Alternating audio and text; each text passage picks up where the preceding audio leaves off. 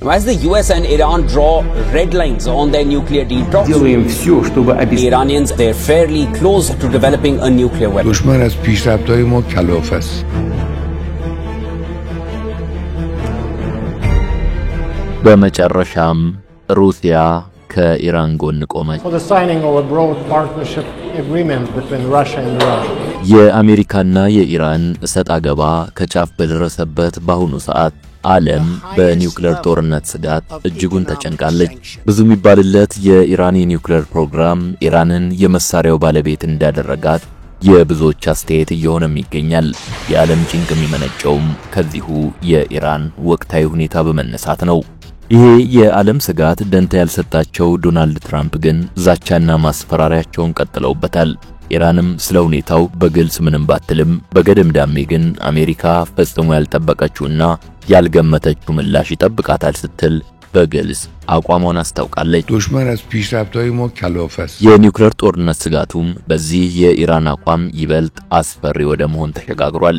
በዚህ በሁለቱ ሀገራት ውጥረት በፍርሃት የምትርደው ዓለም በዝምታ ጉዳዩን መከታተል የመረጠች አስመስሏት ነበር። አንድ ሰው ግን ዝምታውን ሰበረው። የሩሲያው ፕሬዝዳንት ቭላዲሚር ፑቲን ፑቲን ዓለምን አታሸብሩ፣ ችግራችሁንም በውይይት ፍቱ በማለት ወደ አደባባይ ብቅ ብለዋል። ፑቲን በዚህ ብቻ ግን አላበቁም። አረታይ በልኩኝ የሚል መልእክትን ለአሜሪካ ከማስተላለፍ ወደ ኋላ አላሉም። የፑቲን እርምጃ የተፈጠረውን ስጋት ከባድነት የሚያሳይ ማስጠንቀቂያ ለሁለቱ ሀገራት በመሰንዘር ችግራቸውን በውይይት እንዲፈቱ ከማድረግ እስከ ማሸማገል የሚደርስ እንደሆነም እየተነገረለት ይገኛል። የፑቲንን አመጣጥ በጥሩ እየተመለከቱ የማይገኙ ብዙ ተቺዎችም ፑቲን በውጥረቱ የራሳቸውን ጥቅም ከማስጠበቅ በዘለለ የዓለም ሰላም አሳስቧቸው አይደለም በማለት ይኮንኗቸዋል። የሩሲያ ጥቅም በየትኛው ወገን እንደሆነ ጠንቅቀው የሚያውቁት ፑቲንም ገለልተኛ ሆነው ውጥረቱ በሰላም እንዲፈታ የአደራዳሪነት ሚናን አይወጡም ነው ነገሩ።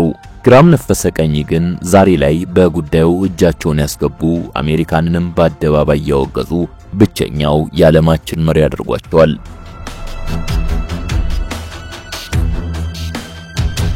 በዛሬው ተረካችንም ይህን ውጥረትና ተያያዥ ጉዳዮችን የምንቃኝበት ይሆናል። አዘጋጁ ያዕቆብ ይስሐቅ ነው። አብራችሁን ቆዩ።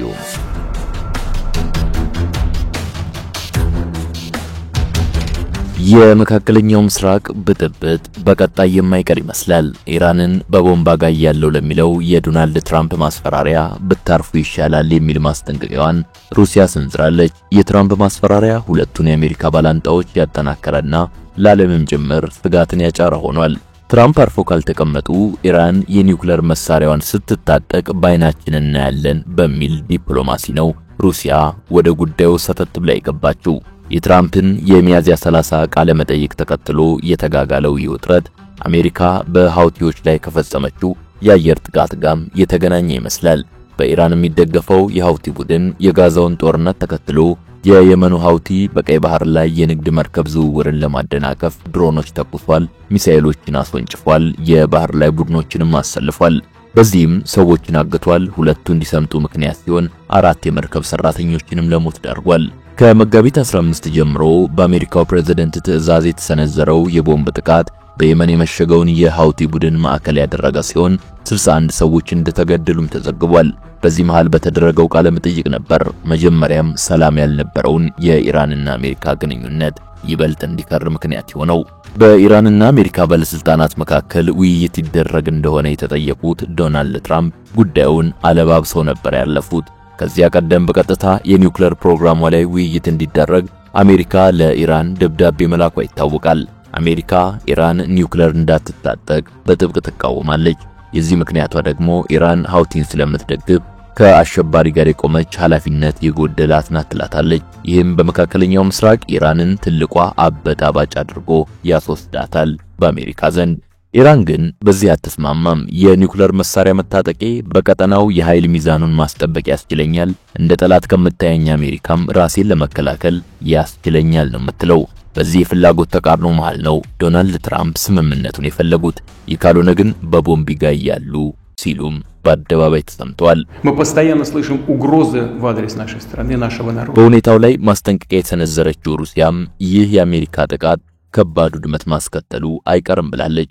የሩሲያው ምክትል የውጭ ጉዳይ ሚኒስትር ሰርጌይ ሪያኮቭ የሀገራቸውን አቋም ሲገልጹ በእርግጥ መዛዛቶች እየተደመጡ ነው፣ የማይቀረው ይዋጣልን የሚለውም ዲስኩር እየተሰማ ነው ብለዋል። ለዓለም አቀፍ ጉዳዮች ጋዜጣ እንደገለጹትም ይህ አካሄድ ልክ እንዳልሆነ ነው የምንቆጥረው፣ እናወግዘዋለንም። እኛ የምንወስደው አሜሪካውያኑ የራሳቸውን ፍላጎት በኢራን ላይ ለመጫን እንደሚፈልጉ ነው ሲሉ ኩነኔያቸውን አሰምተዋል።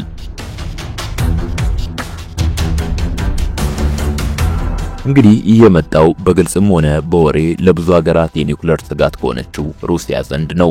ዩክሬን፣ ስዊድን፣ ዩናይትድ ኪንግደም የሩሲያ ኒውክሌር ስጋት ውስጥ ሲሆኑ ይህችው ባለ ኒውክሌር ሩሲያ ናት ለኢራን ጥብቅና የቆመችው። ይህ የሩሲያ ትችትም በአሜሪካና በሩሲያ ግንኙነት ላይ የሩሲያ አቋም ወዴት እንደሆነ የሚያሳይ ፍንጭ ሰጪ ተደርጎ ተወስዷል።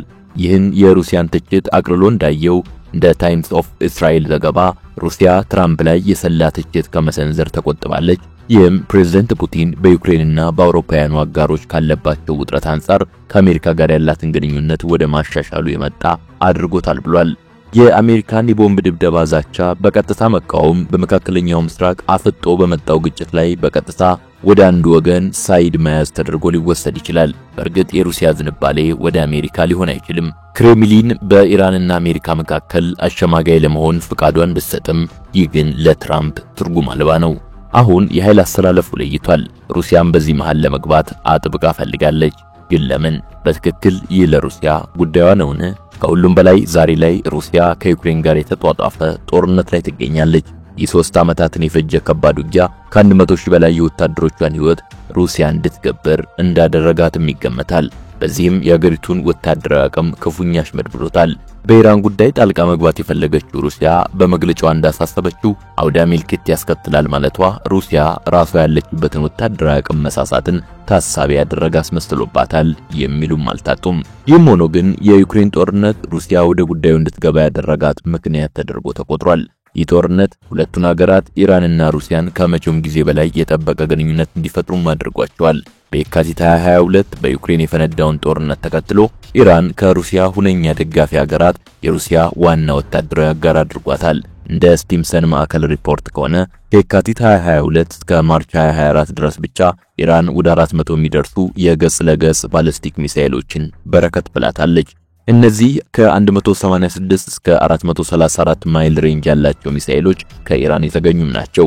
የሚሳኤሎቹ ይህን ያህል ርቀት መሸፈን መቻል ባለፉት 2 ዓመታት በዩክሬን ከተሞችና የኃይል መሰረተ ልማቶች ላይ ያልተቋረጠ የቦምብ ድብደባ ሩሲያ እንድትፈጽም አስችሏታል። እነዚህ የሚሳኤል ድጋፎች በሩሲያና በኢራን ያለውን ትብብር ይበልጥ አጥብቆታል።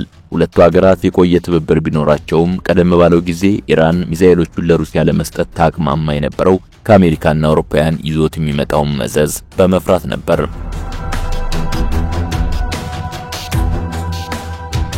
ኢራን ወደ ሩሲያ ባሊስቲክ ሚሳኤል ለመላክ በመጀመሪያ እንቢተኛ ነበረች። አሜሪካ ብቻ ሳይሆን ከአውሮፓ ሀገራትም እንዲሁ አሉታዊ ምላሽ እንደሚያጋጥማት ስለምትፈራ ነበር። ዳሩ ግን ይህ ፍርሃቷ እየቀነሰ መጥቷል። ይህም ኢራን የሩሲያን የዩክሬን ጥቃት በአውሮፓ ያለውን የኃይል አስተላለፍ እንደሚለውጠው ከማመኗ የመነጨ ነበር። ሩሲያ የበላይነቱን ስትወስድ አሜሪካና አውሮፓ ከሩሲያ ጋር በሚደረግ ግጭት ውስጥ ስለሚሰማሩ ኢራን ብዙ ትኩረትን ላሰብ ትችላለች። ስለሆነም ኢራን አሁን ሚሳኤል በመላክ ላይ ያለው ትኩረት ስለቀነሰ ማቅማማቷን ትታ በድጋፏ ቀጥላለች። በተጨማሪም ሩሲያ በዩክሬን ላይ የምታደርሰውን ጥቃት ለመቀጠል ሚሳኤል ስለምትፈልግ ኢራንም እንደ አንዷ ዋና አቅራቢ ራሷን አስቀምጣለች። ይህም ኢራን ለወደፊት ሩሲያ እንድትጠቅም ያስችላታል። ላብነትም ትራምፕ ኢራንን ለማጥፋት ቢሞክር ሩሲያ እንድትከላከልላት ማድረግ። ኢራን ከሩሲያ ጋር ያላት ወታደራዊ ትብብር የሚሳኤል ብቻም አይደለም፣ በሺዎች የሚቆጠሩ ሻሂድ ድሮኖችንም እየላከች ነው። ሮይተርስ እንደዘገበው እስከ መስከረም 2024 ቢያንስ 8060 ወደ ዩክሬን የተወነጨፉት ድሮኖች እነዚሁ ሲሆኑ ከዚያን ጊዜ በኋላም ወደ ሩሲያ መላካቸው ቀጥሏል።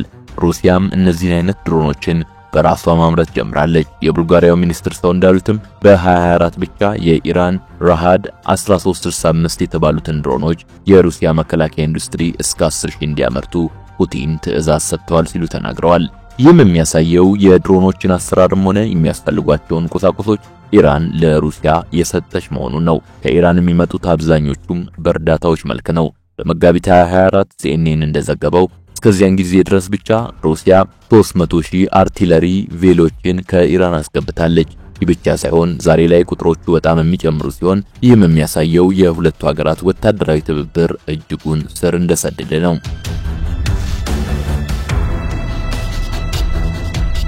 ሩሲያ በዩክሬን ላይ ላደረሰችው ድብደባ በገፍ መሳሪያ ስትረዳ የቆየችው ኢራን አሁን ደግሞ በተራዋ በእስራኤልና በአሜሪካ በተፈጠረው የኃይል አስተላለፍ ሩሲያ ከጎኗ እንድትሰለፍ መጠየቋ የማይቀር ነው የሚሆነው።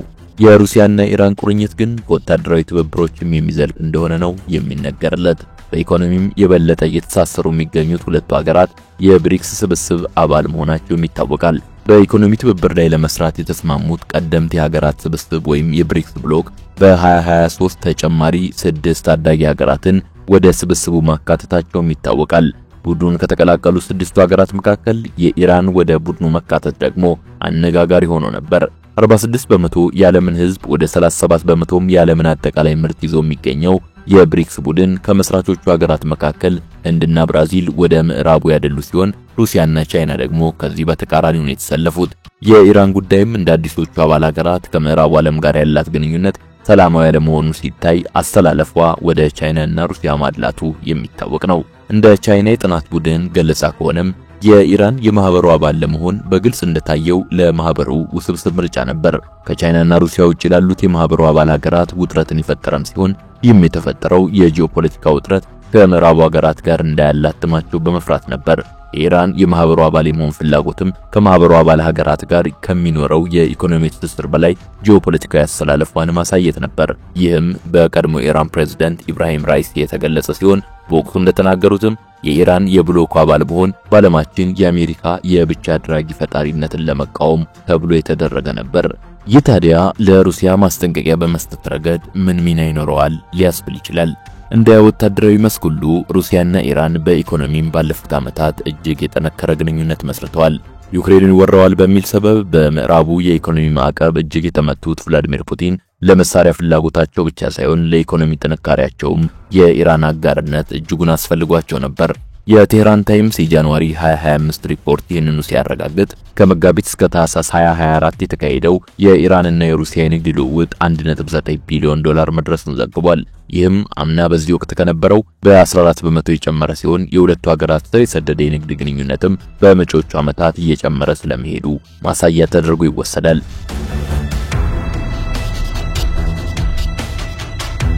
የአሜሪካ ኢራንን በቦምብ መደብደብ ደግሞ ይህን እያደገ የመጣ የንግድ ግንኙነት ችግር ላይ የሚጥል ነው የሚሆነው። ሩሲያ ደግሞ ይህንን አትፈቅድም።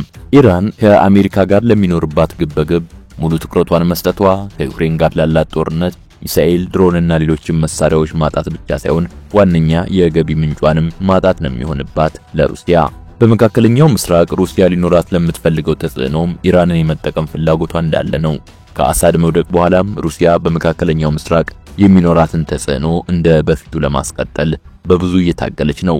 የሩሲያ ከኢራን ጋር ጥብቅ ወዳጅነት ደግሞ ለዚህ መፍትሄ ነው የሚሆነው። Iran requires stronger Russia's assistance as it faces deep economic problems and is grappling with massive security challenges in its sphere of influence across the Middle East. እያደገ ከመጣው የወታደራዊና ኢኮኖሚያዊ ግንኙነት በላይ ሁለቱ ሀገራት አጋርነታቸውን በፊርማ ወደ ማጽደቅም መጥተዋል።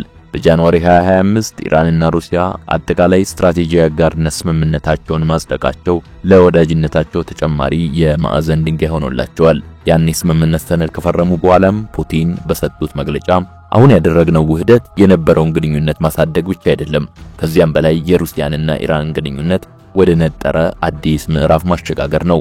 ይህ በሀገራቱ መካከል አጠቃላይ ስትራቴጂያዊ አጋርነትን የመመስረት ፍላጎት መገለጫ ነው። በፖለቲካው፣ በደህንነት፣ በኢንቨስትመንትና በሰብአዊነት ጉዳዮች ላይ ጥልቀት ያለው የረጅም ጊዜ ግንኙነት መመስረቱን ማረጋገጫም ነው ሲሉ ተደምጠዋል። በሌላ አነጋገር ሩሲያና ኢራን ለጋራ ጥቅሞቻቸው በጋራ የሚሰሩበት ጊዜ ሲሆን አሜሪካን ከመካከለኛው ምስራቅ ፖለቲካ ማስወጣት ደግሞ አንዱ የጋራ ጥቅማቸው ነው ማለት ነው። በአሜሪካና ኢራን ጉዳይ ገብቶ ማስጠንቀቂያ መስጠት ደግሞ በሁለቱ ሀገራት የተነደፈውን ግንኙነት ማጥበቅ፣ የጦር መሳሪያ ከኢራን በቀጥታ ወደ ሩሲያ የደህንነት ተቋማት ማዘዋወር፣ በዚህ ብቻም ሳያበቃ በመካከለኛው ምስራቅ ጉዳይ ፑቲን ተጨማሪ ተጽዕኖ እንዲፈጥሩ ማስቻያ መንገድ ይሆናል። በትራምፕ ዛቻ ጉዳይ አሜሪካን የገሰጹት ብቸኛዋ ሀገር ሩሲያ መሪም ፑቲን ናቸው። የኢራን ግን ከዚህም ከፍ ይላል። የትራምፕ በኒውክሌር ፕሮግራሞች ላይ ስምምነት ፈጽሚ ማለት ጥረት የኒውክሌር ፕሮግራሙን በማፋጠን አሜሪካ ምንም ማድረግ የማትችልበት ደረጃ ላይ ያደርሰው እንደሆነ እንጂ ሌላ የተለየ የሚያመጣው ነገር የለም ብላለች።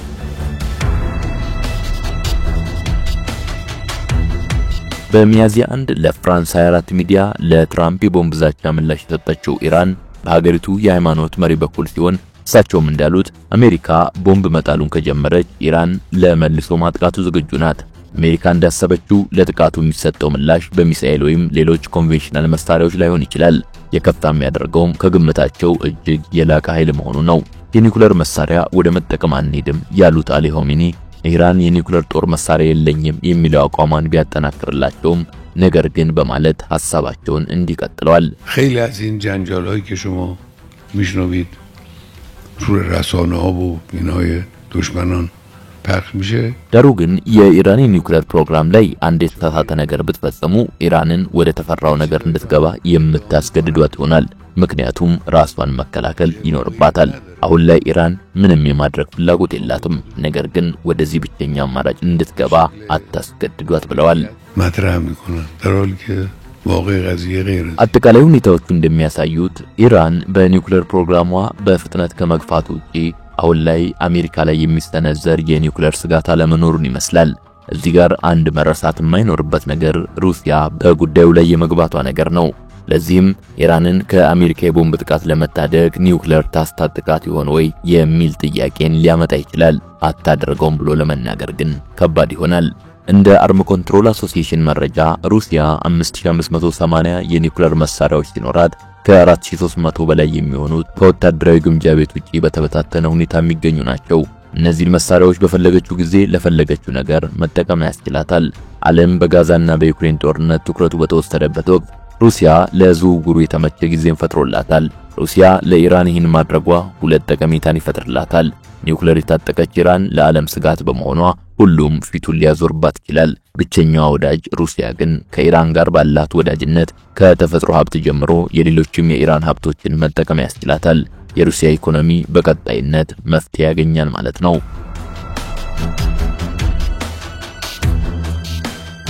በሌላም በኩል ሁለቱ ሀገራት ከመሰረቱት ወዳጅነት አንፃር ኢራን የሩሲያ ስጋት የመሆኗ ነገር አያሳስባትም ማለት ነው። ስለዚህ ኒውክሌር የታጠቀች ኢራን ጠንካራ የሩሲያ አጋር ትሆናለች ማለት ነው።